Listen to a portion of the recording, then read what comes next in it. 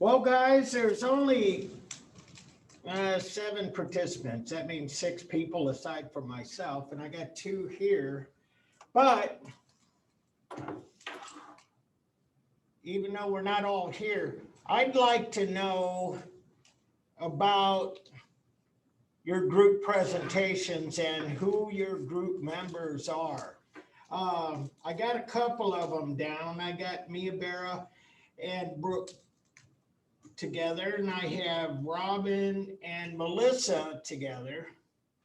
And after that, I'm not so sure. Grace McIntyre, myself, and then Olivia Sardinia are all together. Okay, I remember you guys tell me that, and so Lydia, Grace, and Olivia. No, Amanda. Sorry. Oh, I'm sorry. I made a watching this. Amanda. Okay. Yes.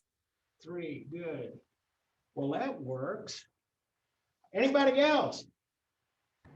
Lydia, Izzy, and I are in a group as well together. Okay, Lydia, Isabel, and I, Sierra. Yes. Okay.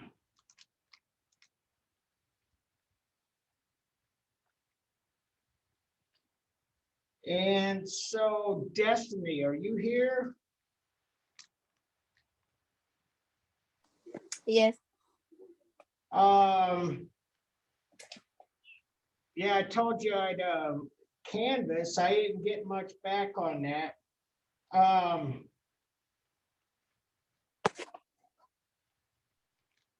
I think Abigail might be available. Are you here?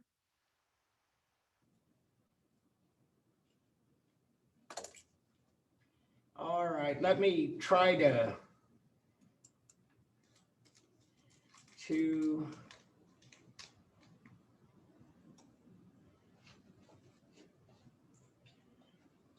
she's not here. So Destiny, before we hang up today, let's see if we can give you a partner. I got a couple of people here without partners, so will that work? Yeah. Okay, good. So, where we left off, pop art.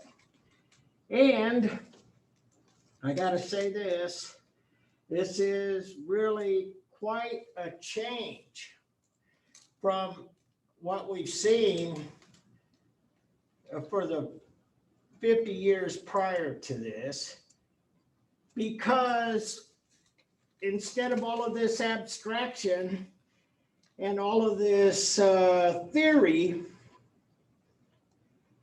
we're seeing artists turning their attention to the mainstream culture. We would call it mainstream culture in today's language. I don't know that they looked at it that way in the 50s, but pop art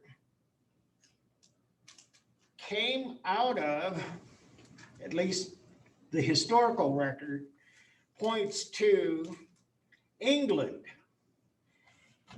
And there were a lot of people doing pop art early on in the 50s. And this is kind of the iconic pop art prototype. And so Richard Hamilton, great pop artist, English, title of this, just what is it that makes today's home so different, so appealing, from 1956.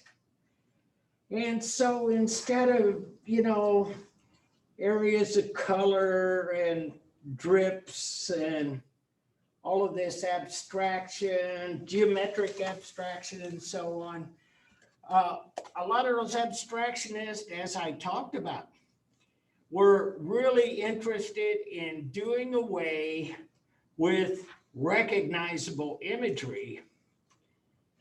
And these guys embraced recognizable imagery. And in fact, the more recognizable it was, the better they liked it. And so anyway, I mean, this is a collage. And so there's a lot of stuff that you can read into this. And this piece has been analyzed and analyzed again. And it's really not only about recognizable stuff, but it's kind of the state of mainstream culture in 1956. So let me point out a few things. This is right out of an ad. Vacuum cleaners. A vacuum cleaners that can go all the way up the steps. Ordinary cleaners reach only this far. Wow, that's kind of cool. For instance, if you guys ever watched old TV, retro TV, MeTV and stuff, you know these television shows like Leave It to Beaver and stuff. That's really what Hamilton is poking fun at. And it's really kind of a parody. And he has here a TV right there. And he's got, a Donna Reed type, kind of a 50s woman on the phone. And so this is kind of a double-edged sword, partly that this is the infancy of really mass communication, that television could mean that a lot of people, millions of people, could be seeing the same things at the same time. This was amazing. And in fact, having grown up in the 50s, I remember a lot of this. And they only had 3 channels on TV. And were you a family that watched Bonanza on NBC on Sunday nights, or did you watch CBS with Ed Sullivan? And so that was kind of a thing.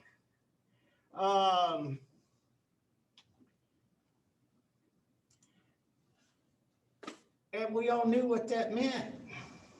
Of course, we were Ed Sullivan family. And so I got to see the Beatles. First time. I remember sitting on this sofa with my family, and my mom didn't like the Beatles. She thought they looked like girls. They had bangs. My dad said, "Oh, that's all right. That's just their style.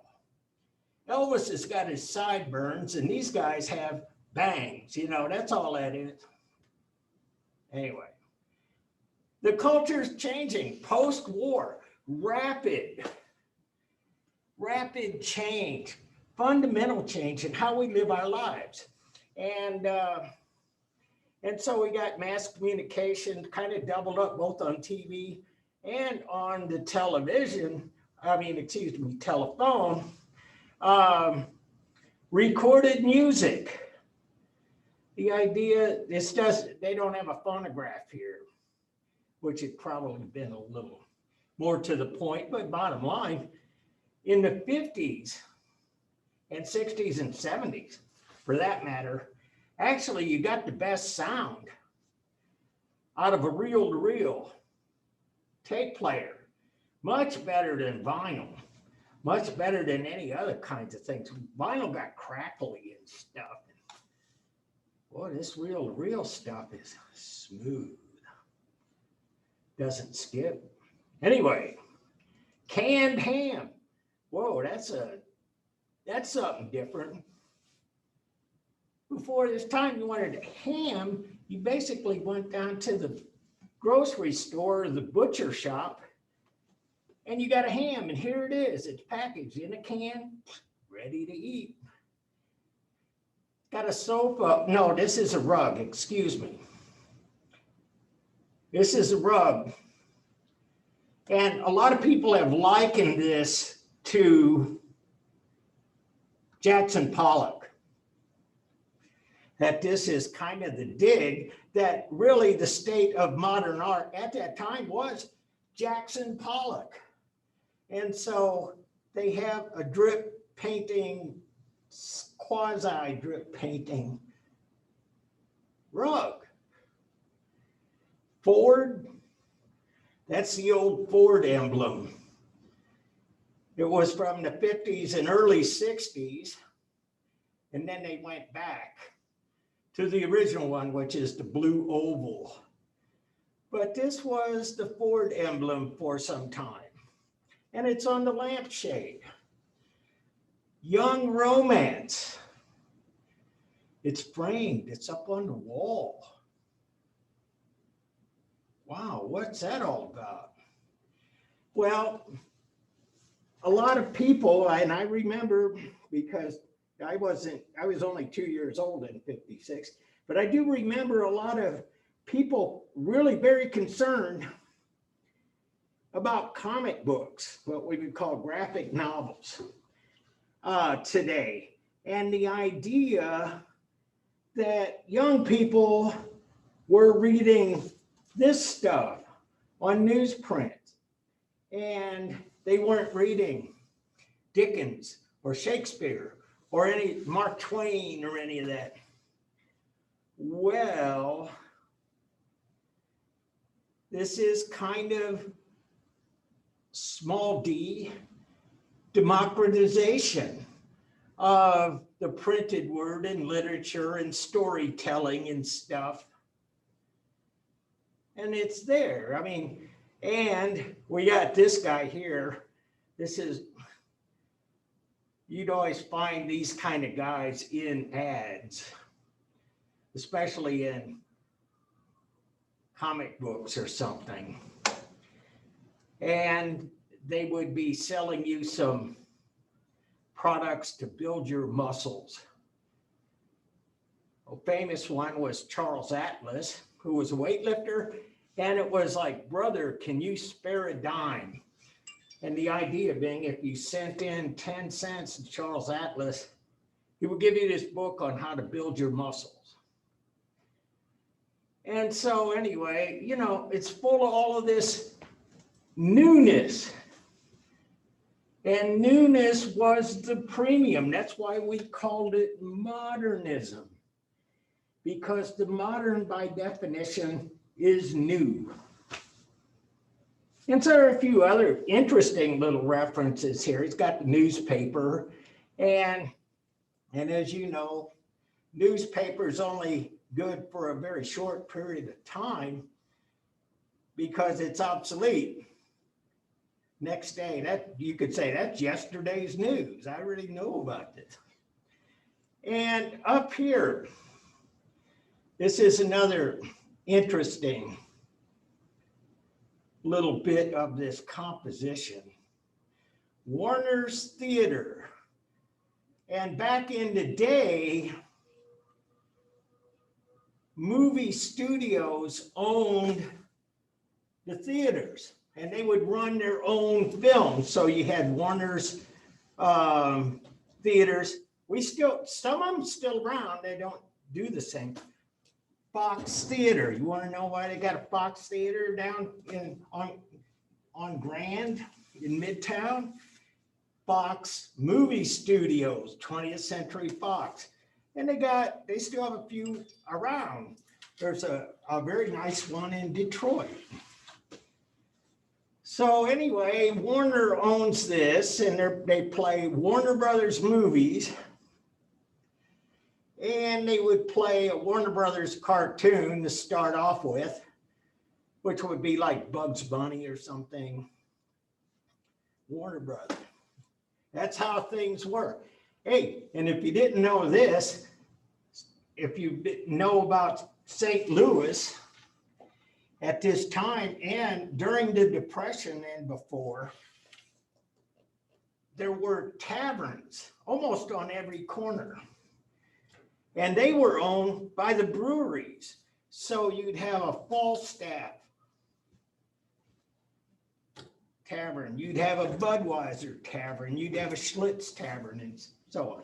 Anyway, I'm off the track here. This is a movie called The Jazz Singer. And today we would see this as being intensely politically offensive, racially offensive. But do you know what this is? It's a guy named Al Jolson, popular entertainer for the time, and he's the jazz singer, and he's basically, the story goes, he is a cantor, which is a singer in a synagogue. Somebody with a beautiful voice sings hymns and praise like being in a choir. But he's really interested in jazz music, and so he paints his face black. And he goes out in blackface, and he does this on the sly. His parents don't know that he's a jazz singer. And why is this significant? It's the first talkie. It's the first sound movie. So anyway, bottom line, all this stuff points to new things. Hair dryer, the woman, I still can't figure this out, but I'll leave it alone. And Tootsie Pop. And a lot of people talk about this as maybe being the most important part of this composition, because a lot of people took this as the name of this kind of art. So we'll talk pop art, about popular culture. And so Hamilton and his colleagues made a whole bunch of these things, and they like to use collage because the images were correct. There wasn't this interpretation of Charles Atlas. It was right out of the racks of the comic book section, or this ad here comes right out of Better Home and Gardens and stuff. So this is the beginning of pop art. And not too long afterward, pop art comes to the United States, and they start doing things using images, universally recognized images that you didn't really have to think about so much. You just know it is what it is. One of the things about Jasper John's work, this is called Three Flags, but how do you tell if it's a painting or actually a flag? There's this kind of question here, because when you put this image together, you have a flag. It's a symbol. And so it's a flag and it's a painting. And so anyway, yeah, they started really playing around with this and the idea of universal recognition to appeal to the broadest audience, that everybody would know what this is, which was polar opposite from Jackson Pollock's drip paintings that 99.9% of the population would look at and say, what's this? What? Is this a mistake? My 3-year-old could do this. Why, heck, all I need to do is just throw some paint around and I'll be a famous artist. Anyway, this is how pop art enters, and it persists for a long time. Another guy who was involved in this, Robert Rauschenberg, and you see he basically has a lot of the same kind of strategy, but he kind of, yeah, Mia, you got something? Oh, the flag, it only had 48 stars. That's correct. Yes, you are very They're not in astute. order, like there's 6 rows of stars. That's because Alaska and Hawaii were not made states until 1959. Really? Yep. So that's, as you look, the year is 1958. 1958, yeah. It's the original flag. That was a good call. I like that. And you're right. It's just weird that they weren't states until 1959. I I know. feel like they're older than that. Well, yeah, this 1959 was a kind of a momentous year. They added 2 states, and it was the 100th anniversary of Lincoln's birth. And so that's why if you have pennies that are 1959 or newer, they have the Lincoln Memorial on the back. So those are like more worth more, technically? Oh, I don't know how, well, they're worth, I don't know. They're worth something. Sometimes, but the penny got Lincoln's face, his portrait on the front in 1909, which was the 100th anniversary of his birth. And in 59, they put the memorial on the back, and now pennies are, Weird. yeah. Obsolete. Anyway, You kind know of. about psychology. But anyway, I just want to point out that what Rauschenberg was doing here is kind of the same thing. And he'd go pick up objects and put them in there and put, pieces of advertising and photos, but he'd also splash around some paint too. And he's kind of in the middle of that abstract expressionist, throwing the paint all around, as well as the pop art characteristic. And as a matter of fact, this typically was not looked at for a long time as pop art, as much as it was called neo-dada. But at any rate, images and real things are coming back. And in the 60s, 2 very clever artists came into the scene, Roy Lichtenstein and Andy Warhol. And this is Lichtenstein. And I told you on the Modern Romance that's posted on the wall in Richard Hamilton's painting, and there was a lot of concern about how this was kind of dumbing down literature and stuff. Well, the appeal of the universal, and everybody could read comic books, graphic novel. And so this was very universal, but he would do these, and see, this is like almost 4 feet, 3.5 feet by 3.5 feet. So it's a comic book image done with great fidelity.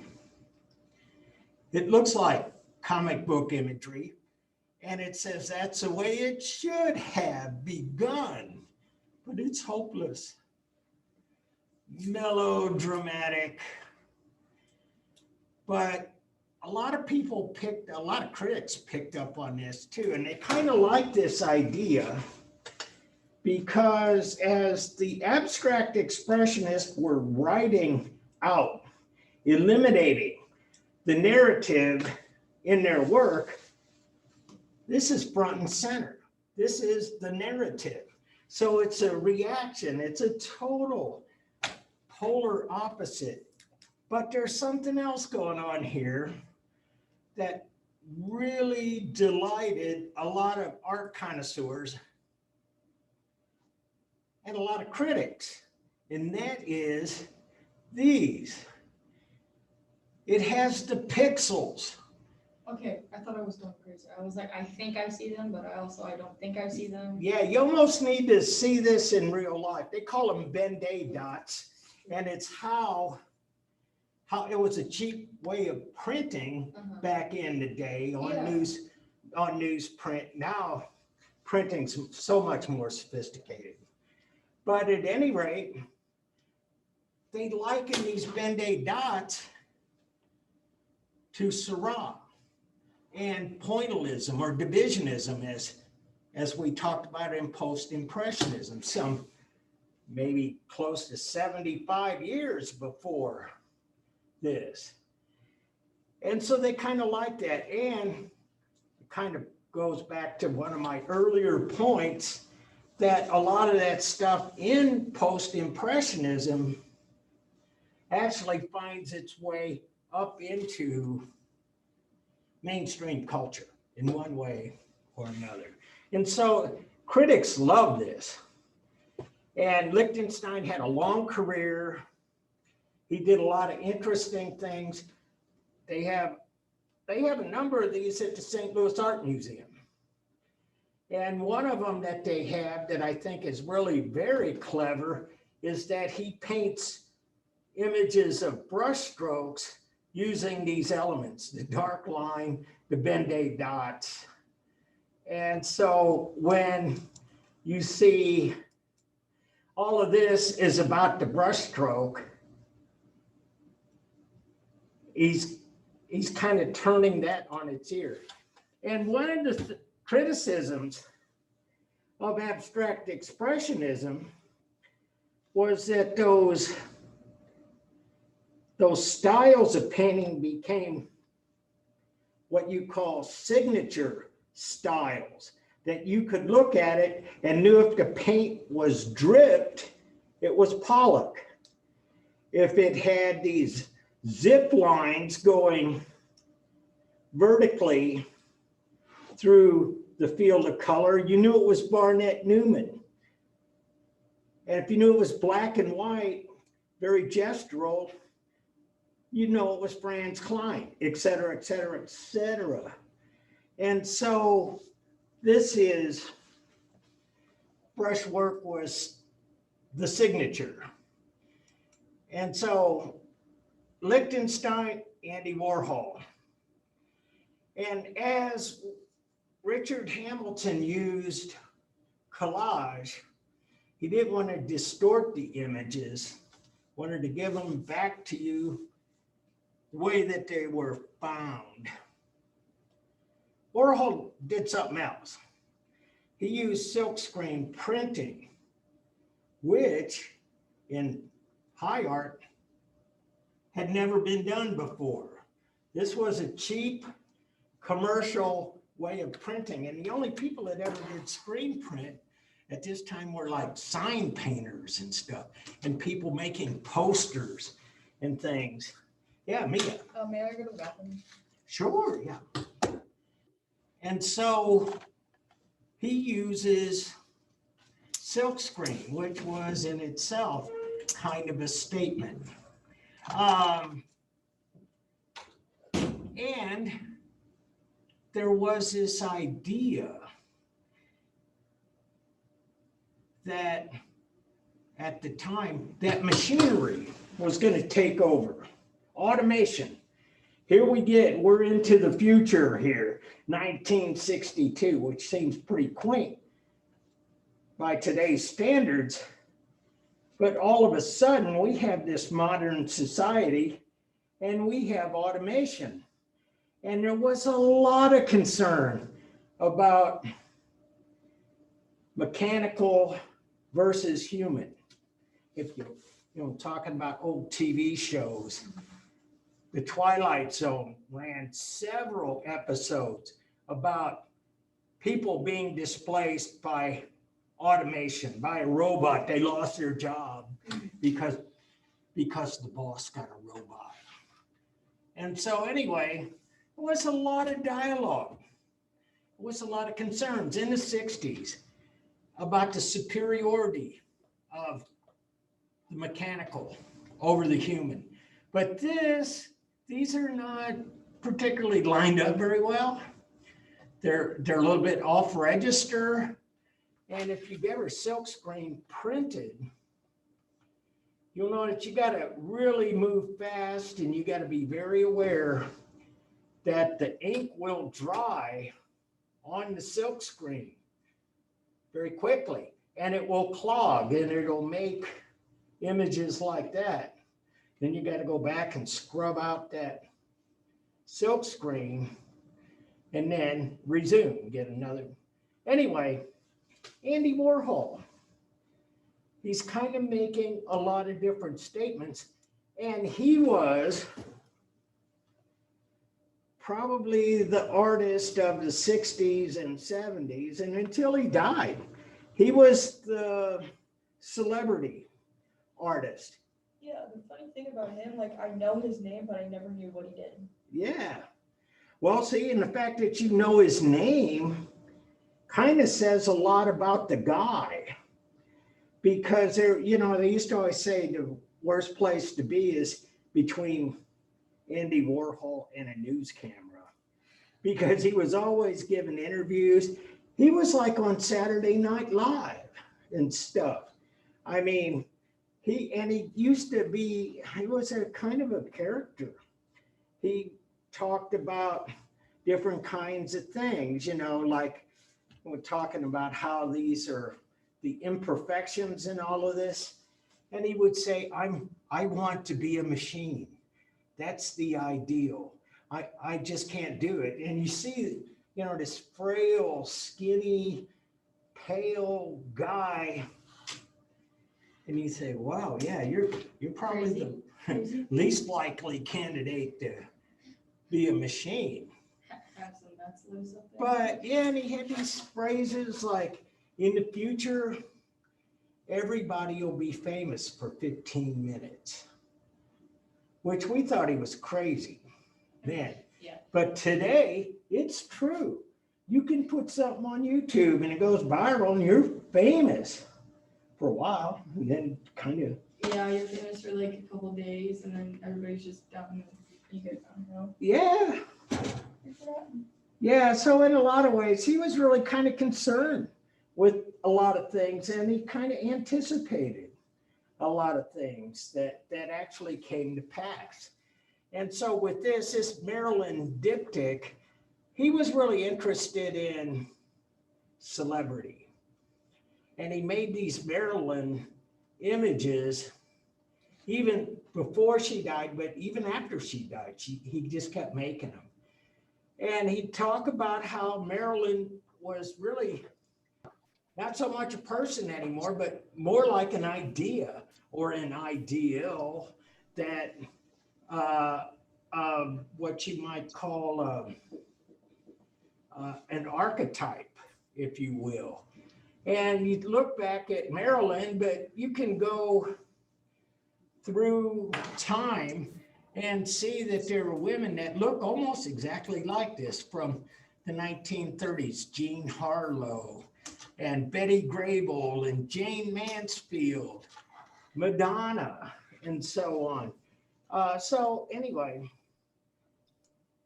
and what he did, because he worked with the image of celebrity, actually for a while it became very chic, and a lot of people with a lot of money paid Andy Warhol to do their portrait. And so you see a lot of these Elizabeth Taylor, Jane Fonda, different people. Anyway, he was a guy and he had risen to stardom. And so we have some other examples here of various kinds of pop art. This guy here is George Siegel, and it's an installation. And he basically made human figures out of plaster, which kind of gave them a lack of identity. They don't have color. They don't really have much. They're almost like mummies or sarcophagus bodies of some sort. And so anyway, but he put these in situations where they would have real things. And back in the day, back in 1963, this is kind of what a gas station would look like.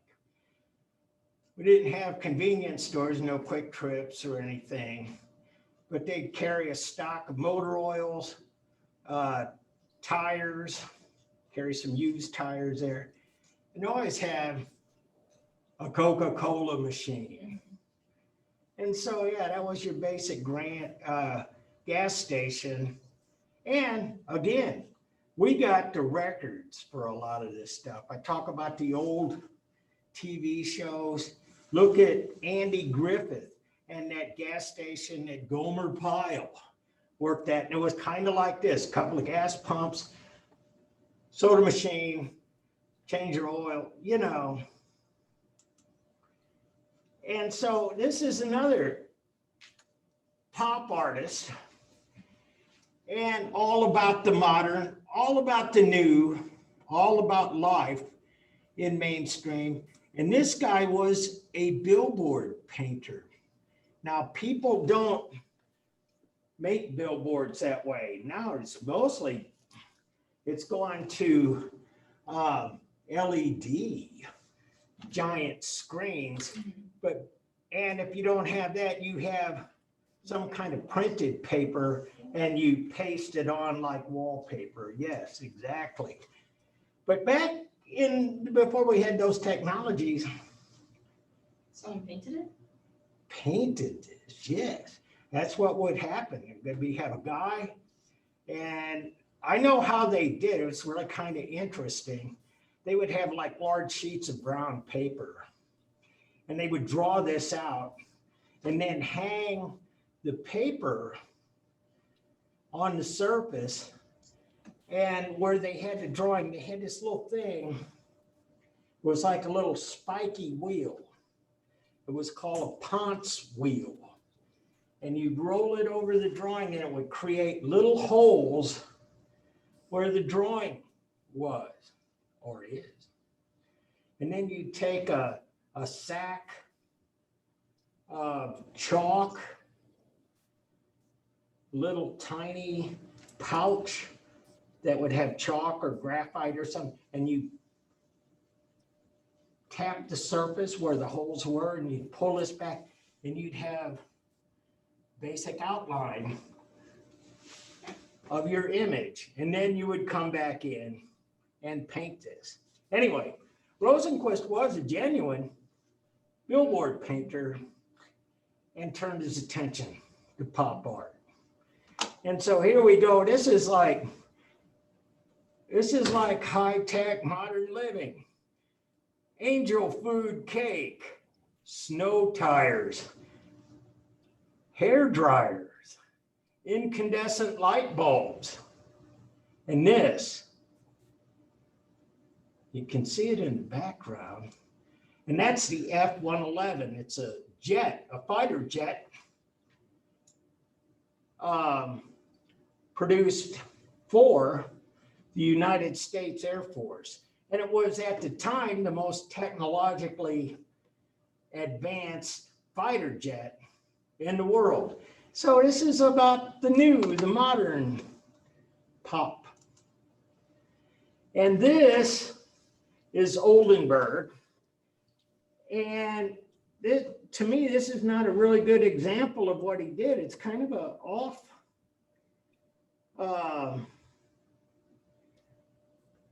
kind of a one-off. And this is lipstick ascending on caterpillar tracks. And you can see what he's doing here. He's taking this big steel tube and painted it like lipstick. And then he put it on tank tracks and stuff.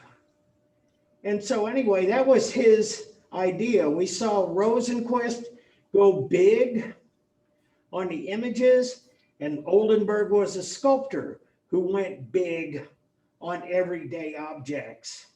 And I got here these. This is more typical plus Oldenburg. This is from the Nelson Atkins Museum in Kansas City. Shuttlecocks. And you can see the Nelson back here, and these are huge.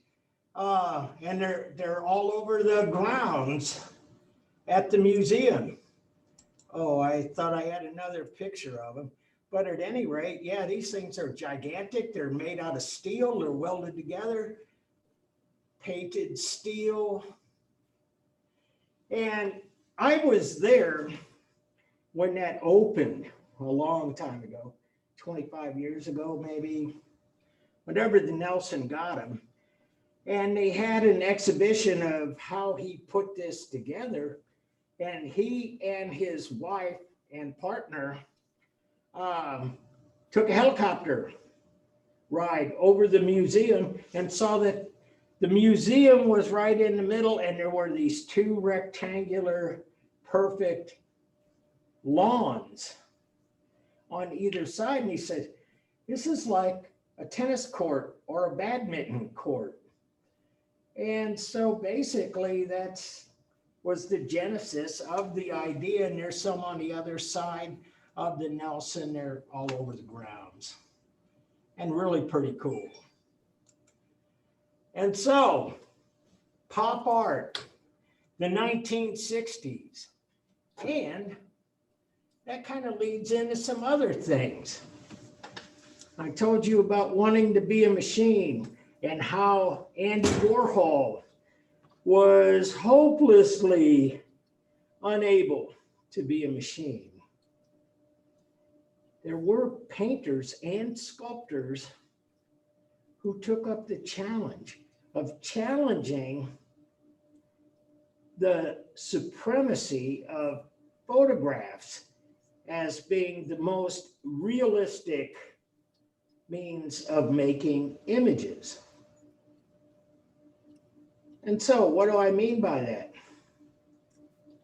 Well, photography has advanced a lot since 1977. So mind you, I'm talking about 50 years ago, but bottom line is that photography at the time, you had a plane of focus. You would have a place where your camera, you would focus on your subject, and everything in front would be slightly distorted, and everything behind would be distorted as well. We would talk about these ideas like depth of field and stuff. And so anyway, photography, we kind of look at as being the standard for images. We appreciate how much information you can get from a photograph, but there were a lot of painters and sculptors saying, wait a minute, painting can take its place right there with photography in terms of creating images. And this is Audrey Flack, and she's created this basic, she calls it Marilyn, and that's this picture right here. But she's got the book, she's got the calendar, she's got the paint and the drifts and different things, but everything is in crystal sharp focus. Everything in front, everything back here. And a camera could not do that. And so these artists were genuinely really popular in the 70s. It was like stunning to see this kind of imagery. They called it photorealism, but in retrospect, we call it hyperrealism because it's actually more real, because just like a camera can't focus on everything at the same time, basically your eye can't do that either. So this is hyperrealism, which is kind of probably a more apt. And so there's a lot of these little plays on things, you know, like throwing photographs into the imagery. And they often liked reflective surfaces, which early in this course, I showed you David Hockney, and he was talking about the problem with what he said, creating shine. And that was very difficult, and it took a long time, about 150 years for European painters how to figure out how to do that.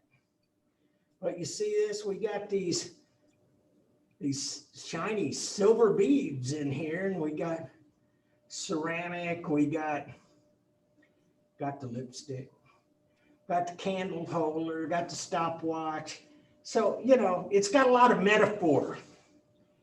And in a lot of ways, this is kind of telling a story in the same way that Bronzino's Cupid Folly and Time did back in the 16th century, and how a lot of those European artists created a narrative in their still life. And so this is Audrey Flack. One of the things about Audrey Flack's work too, I gotta add, this is like, so blow your mind. She often painted with an airbrush. And if you know about painting with an airbrush, you know that this is impossibly difficult to do. But it gives her the ability to create soft edges, and it gave her the ability to eliminate brush strokes. So there's not any distraction on this surface, not anything to take away from the illusion. And so let me show you some more hyperrealism. Chuck Close, big self-portrait. This is 9 feet tall. And so there he is. Now with Chuck Close, you'll see in his work, some of this actually starts to fade out of focus. See the hair from the back of his head and stuff. And if you see this in live, which I have, you'll know that you'll see the hair on the and the pores on the end of his nose. It's just like so incredibly detailed. But there's something else going on here too, because of the scale of this. When you get up close, you can actually see some brushwork and a lot of things that you wouldn't think would be a part of this, because it looks so photographic. It's actually what we would call very painterly. And so they have one of these at the St. Louis Art Museum, and I'd invite, I think the one at St. Louis is called Keith. I don't know if it's out for display, but yeah, you get an idea of what he's doing. Chuck Close. Now this one here, Lucian Freud, Naked Portrait, this is not really quite so much in the hyperrealism, photorealism vein. This is actually kind of more expressionism. But because we're going back to the figure, because we're going back to telling a story about people, a narrative, it's kind of thrown in there. He was a guy who was painting at the time, not particularly photorealist, but we would still call it realism. Dwayne Hansen. This is polyester resin and fiberglass. This is a life-size statue. And it has a real shopping cart. And I'm sure that the Coke cans have been emptied and some of the frozen foods have been removed from the boxes and so on. But bottom line, these things were incredibly real, hyperrealism. It was kind of an interesting thing when Dwayne Hansen started bringing sculpture into this dialogue about photorealism.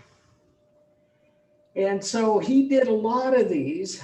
In fact, he wrote a book and explained, gave you a how-to on how to make these things. And a lot of it has to do with real stuff, real clothes, real shoes, a real handbag, et cetera, et cetera. But, you know, it was molded fiberglass. And so this was really kind of the sculpture equivalent.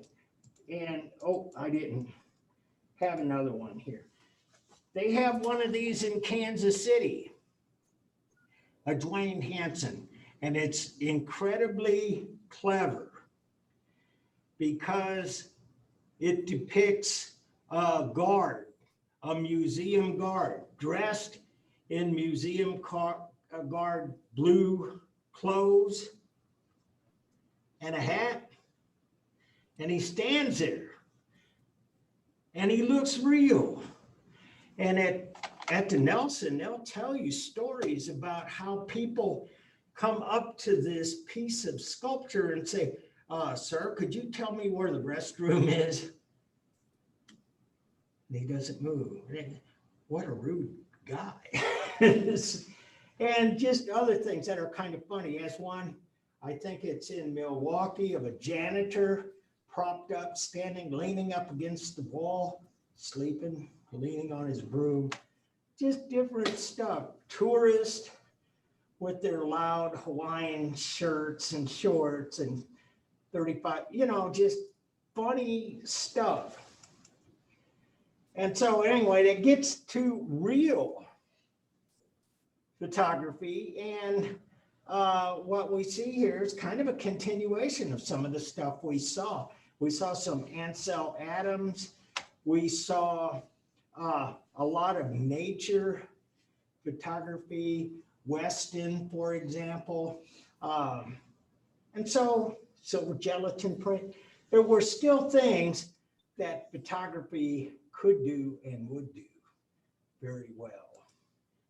And so what we get into by the 80s is a lot of artists, because the idea of abstraction had gone away, still people doing it, but art was changing. We were looking outward instead of we were looking outward at the rest of the world. And it was time to kind of look inward a little bit and talk about our own, make art, about our own personal experiences.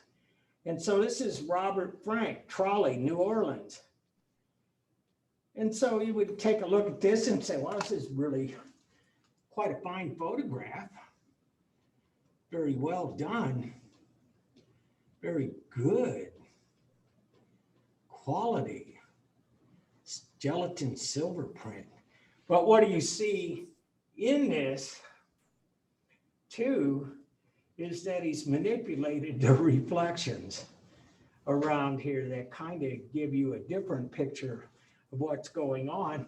But probably the most poignant message here is that the white people are in front of the trolley and the African American, the black people, are in the back.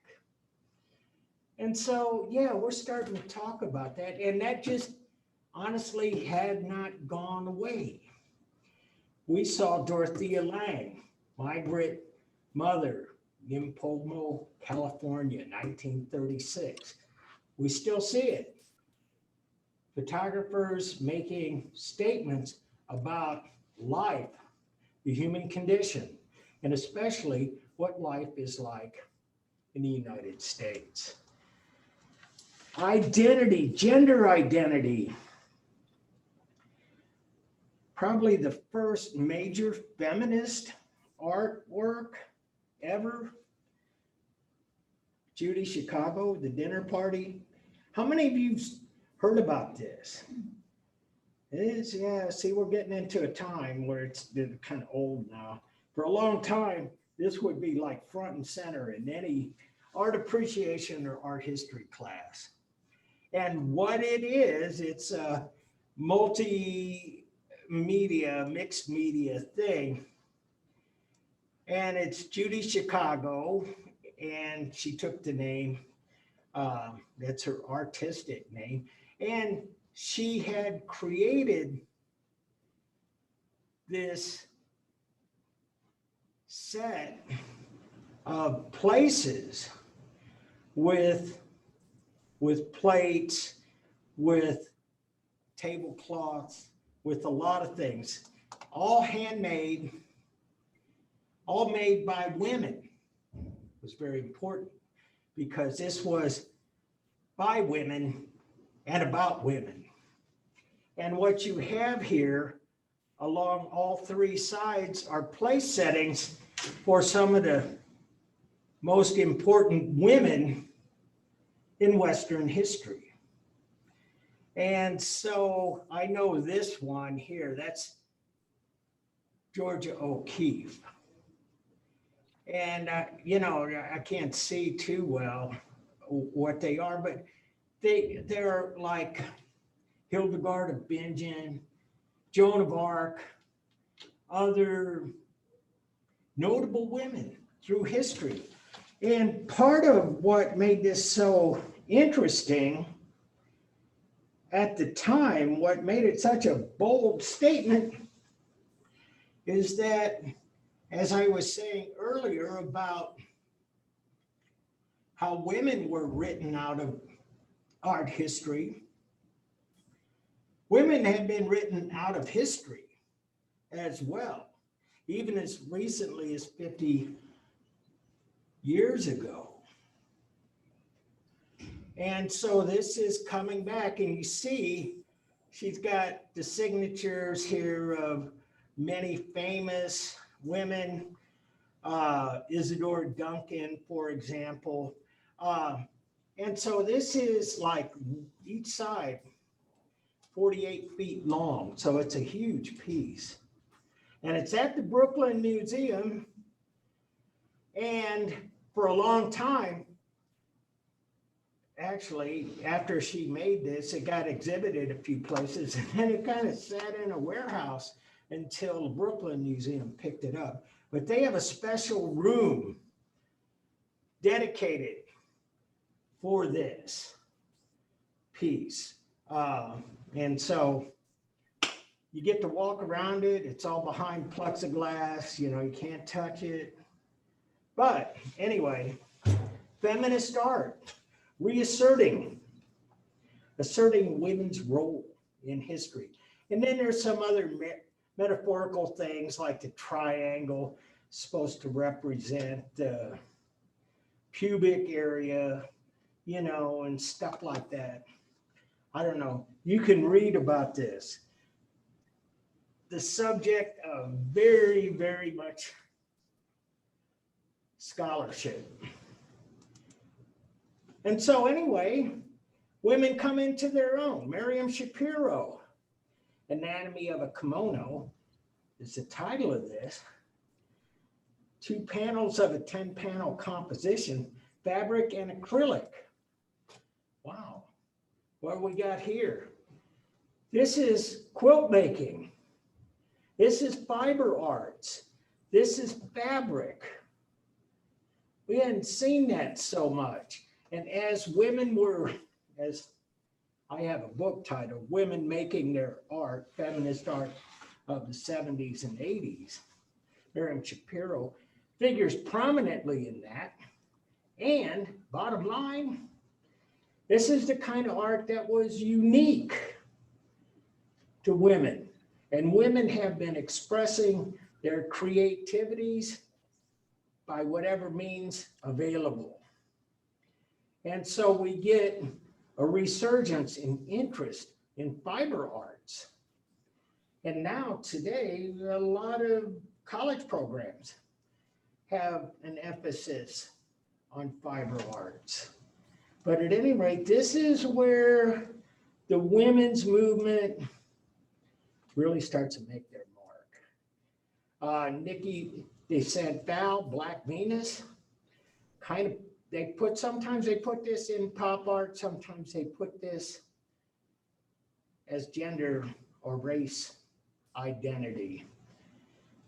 But again, this is women, this is blackness, and it is out there, in your face, proud, bold, unashamed.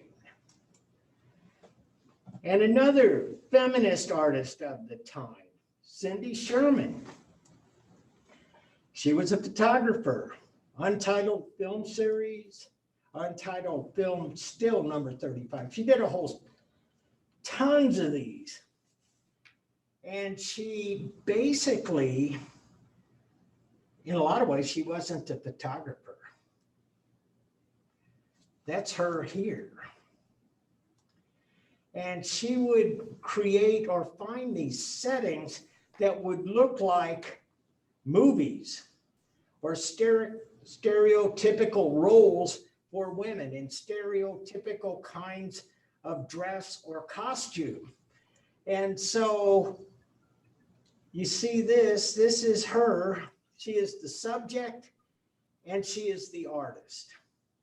And she plays all of these different roles, and sometimes it's a glamour thing where she's all looking like Marilyn Monroe, and sometimes she's taken on the role of an abused spouse with black eyes, and sometimes she's taken on the role of the homemaker, and sometimes she's taken the role of the corporate executive, et cetera, et cetera. But it shows it's her asserting herself. I am woman and I am all these things. I know in some ways today, and gladly so, a lot of that stuff seems quaint. But 50 years ago, this was like cutting edge. This was like, as I said, women making their mark.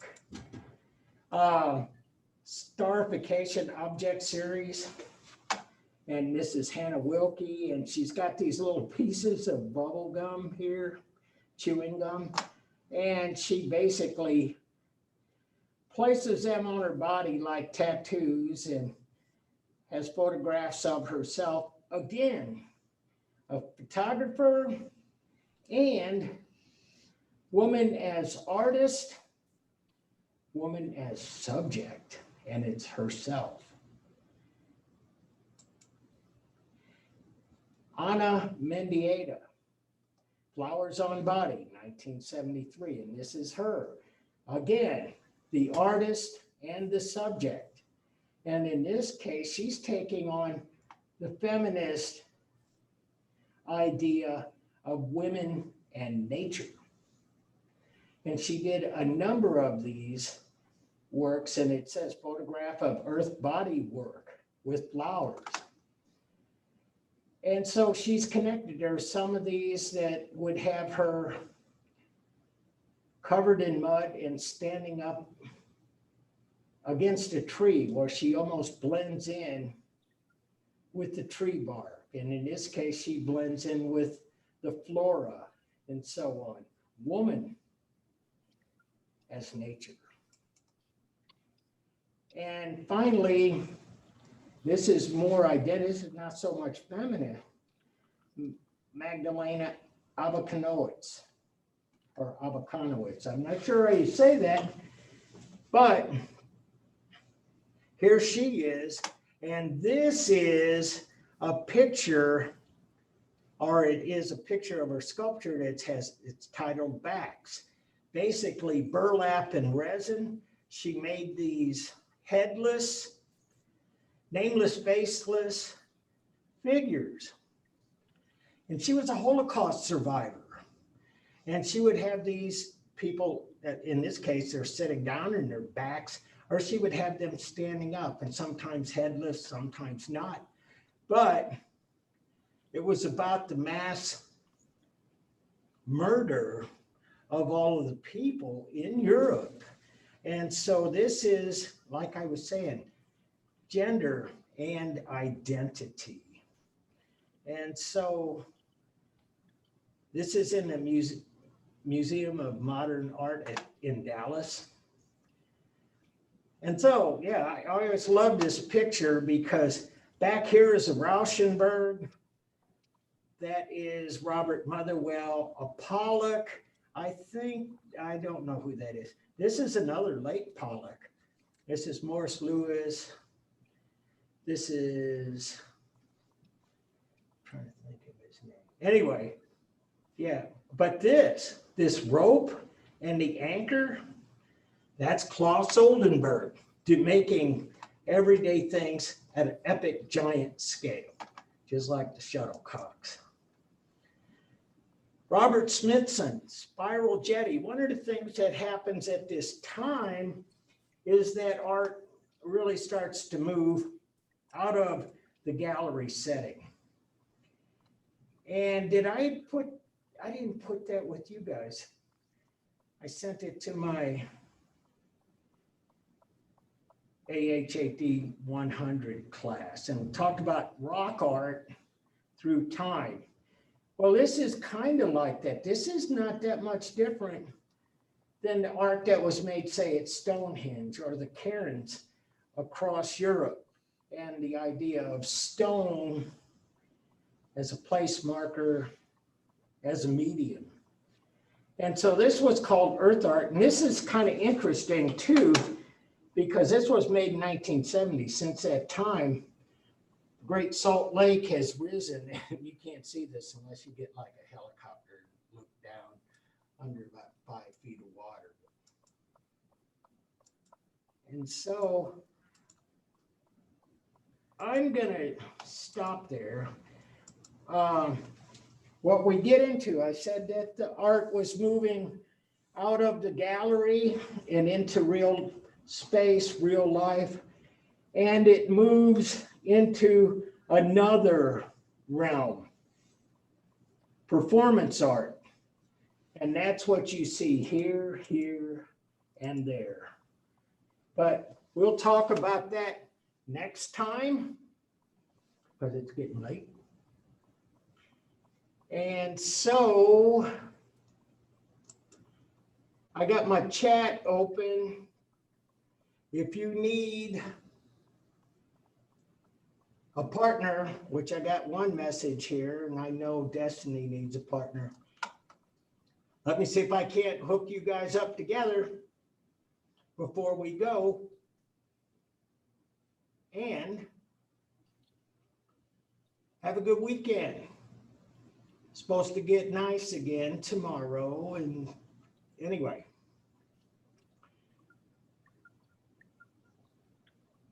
No questions? All right. Well, adios.